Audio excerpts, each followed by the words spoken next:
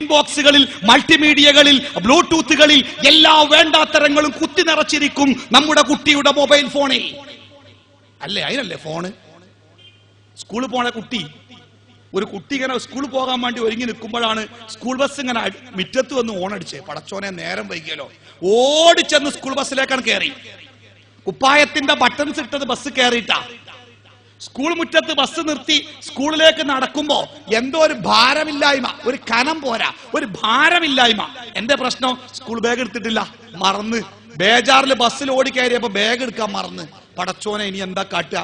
നേരെ സ്റ്റാഫ് റൂമിൽ ചെന്ന് ക്ലാസ് ടീച്ചറോട് പറഞ്ഞു, ടീച്ചറെ, ഞാൻ എന്റെ ബാഗ് എടുക്കാൻ മറന്നു ബേജാറില്. ഇന്നത്തെ എല്ലാ നോട്ടും ഞാൻ എഴുതിയെടുത്തോളാം, നാളെ അതൊക്കെ നോട്ട് ബുക്കിലേക്ക് പകർത്തി ടീച്ചറെ കാണിച്ച് ഞാൻ ക്ലാസ് കയറിക്കോളാം, ടീച്ചർ എന്നെ ക്ലാസ് കയറ്റണം. ആയിക്കോട്ടെ, ടീച്ചർ പറഞ്ഞു ക്ലാസ് കയറിക്കോ. കുട്ടി ക്ലാസ് കയറി. ക്ലാസ്സിൽ ഇങ്ങനെ ഇരിക്കുമ്പോ പെട്ടെന്ന് ഇടി കൊണ്ട പോലെ കാലിന്റെ അടിയിൽ നിന്ന് ഇങ്ങനെ ഒരു തണുപ്പ് ഇങ്ങനെ കയറി. എന്തേ പ്രശ്നം? പടച്ചോനെ, മൊബൈൽ ഫോൺ എടുത്തിട്ടില്ല.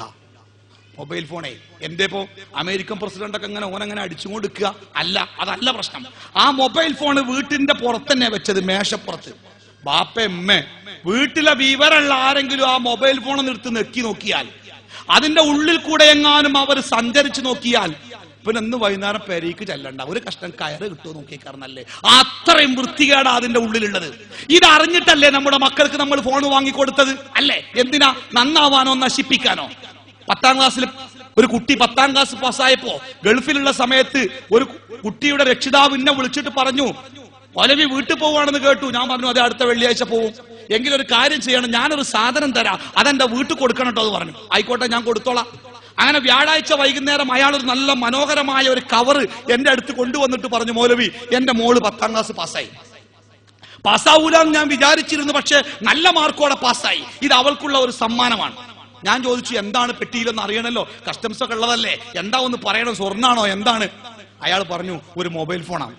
ഏതാ മൊബൈൽ ഫോണ്? അന്ന് മാർക്കറ്റിൽ ലഭിക്കുന്ന ഏറ്റവും വില കൂടിയ നോക്കിയ കമ്പനിയുടെ ഏറ്റവും വില കൂടിയ, എന്റെയൊക്കെ മനസ്സിന്റെ സ്വപ്നമായിരുന്ന ഒരു മൊബൈൽ ഫോൺ. ഞാൻ ചോദിച്ചു, ഇതെന്നെ വേണോ കുട്ടിക്ക്? ആ വേണം. അവൾക്ക് ഞാൻ വാക്ക് കൊടുത്തിരുന്നു, അവളുടെ ആഗ്രഹം ഞാൻ പൂർത്തിയാക്കി കൊടുക്കുന്നു. ഞാൻ കോഴിക്കോട് വിമാനത്താവളത്തിലെത്തി. ആ വീട്ടുകാർ വന്നു, എന്റെ കയ്യിൽ നിന്ന് പൊതി വാങ്ങിപ്പോയി. സംഭവം കഴിഞ്ഞു. 6 മാസങ്ങൾക്ക് ശേഷം അയാൾ ഗൾഫിൽ നിന്ന് എന്നെ വിളിച്ചിട്ട് പറഞ്ഞു, മൗലവി, നിങ്ങൾ പറഞ്ഞ പോലെ ആ സമ്മാനം വേണ്ടിയിരുന്നില്ല. എന്തേ അത്? എന്റെ കുട്ടിയുടെ പഠനം ഇന്നത്തോടുകൂടി അവസാനിച്ചു. എന്തു പറ്റി? അയാൾ പറഞ്ഞു, എന്റെ വീട്, അയാളുടെ വീട്, അയാൾ വലിയ സൗദി അറാംകോയുടെ വലിയ കമ്പനിയിൽ വലിയ ശമ്പളത്തിന് ജോലി ചെയ്യുന്ന ഒരു ഉദ്യോഗസ്ഥനാ. വലിയ കോൺക്രീറ്റിന്റെ ബംഗ്ലാവും ഗേറ്റിങ്ങൽ കാവൽ നിൽക്കുന്ന കൂർക്കയുമുണ്ട് കോഴിക്കോട് സിറ്റിയിലെ അയാളുടെ വീടിന്.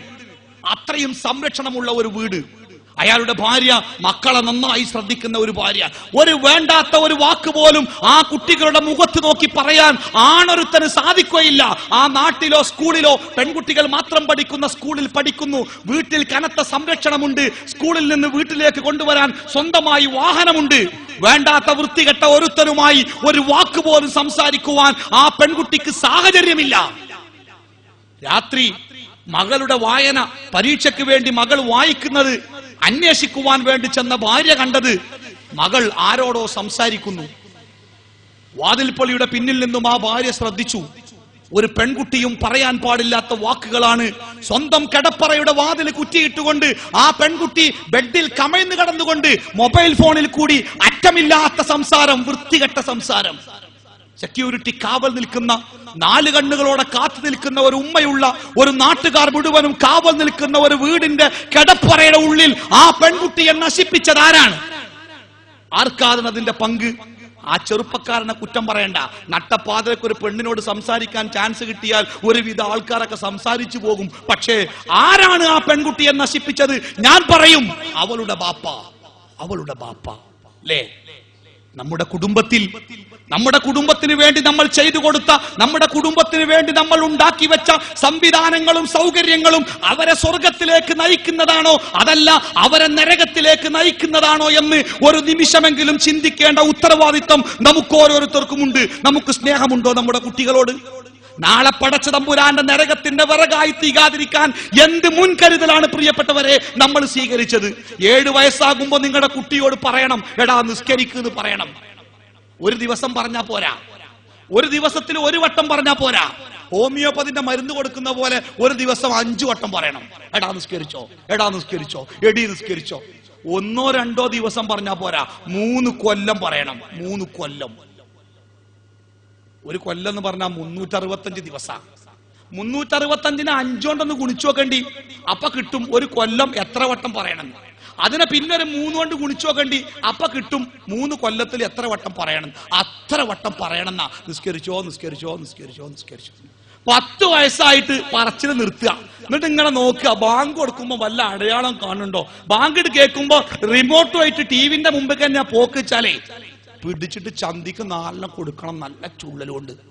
എന്താണ് അത്? ചികിത്സന്റെ 2ാമത്തെ ഘട്ട.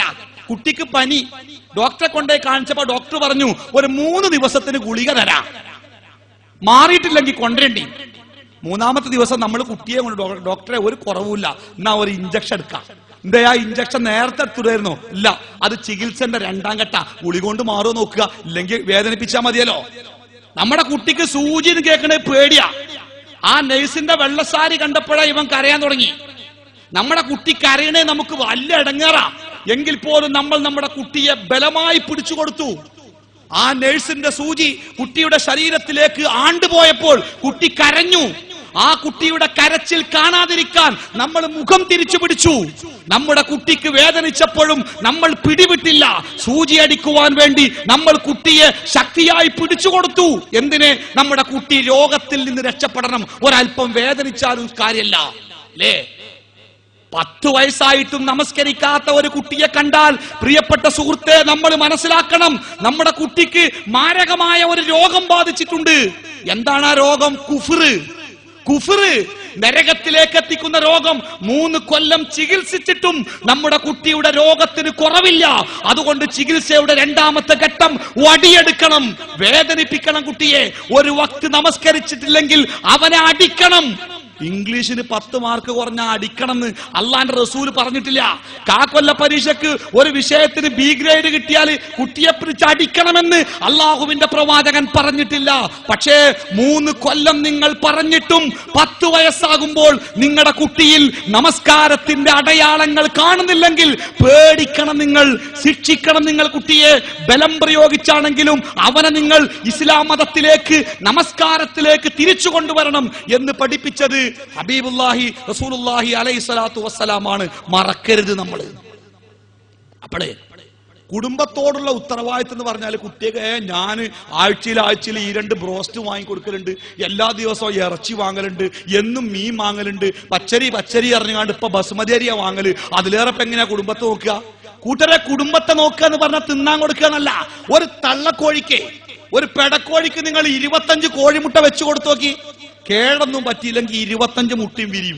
25 മുട്ടയും വിരിഞ്ഞാല് കാക്കയും കഴുകനും പട്ടിയും പാമ്പും ഒന്നും പിടിച്ചില്ലെങ്കിലേ 25 കുട്ടികളെയും തള്ളക്കോഴി തിന്നാൻ കൊടുത്ത് വലുതാക്കും. ചിക്കി ചെരഞ്ഞ് വിളിച്ചു കൂട്ടി എല്ലാ കുട്ടിയെ, ഒരു കോഴിക്കുഞ്ഞും ഭക്ഷണം കിട്ടാതെ മരിക്കൂല. കുട്ടിയൊക്കെ തിന്നാൻ കൊടുക്കുക എന്നുള്ളത് വലിയൊരു കഥയല്ല എന്നർത്ഥം. അങ്ങാടിയിലെ ചാവാലി പട്ടികൾ പ്രസവിച്ചാലേ ഒരാഴ്ച കഴിഞ്ഞാൽ തള്ളനെക്കാളും വലിപ്പുണ്ടാവും കുട്ടികൾ. പാല് മാത്രം കൊടുത്താൽ തള്ളപ്പട്ടി കുട്ടികളെ വളർത്തുക. 4-5 കുട്ടികളെ ഒപ്പം. നമുക്ക് ആകെയുള്ള 1.25 കുട്ടികളാ. ഈ 1.25 കുട്ടികൾക്ക് തിന്നാൻ കൊടുക്കലാണോ ഏറ്റവും വലിയ ഉത്തരവാദിത്വം? അല്ല. അല്ലാഹു തആല നമ്മളെ ഏൽപ്പിച്ച ഏറ്റവും വലിയ ഉത്തരവാദിത്വം എന്ന് പറയുന്നത് ഖൂ അൻഫുസകും വഅഹ്ലീകും നാറാ, നരകത്തിൽ നിന്ന് രക്ഷപ്പെടാ.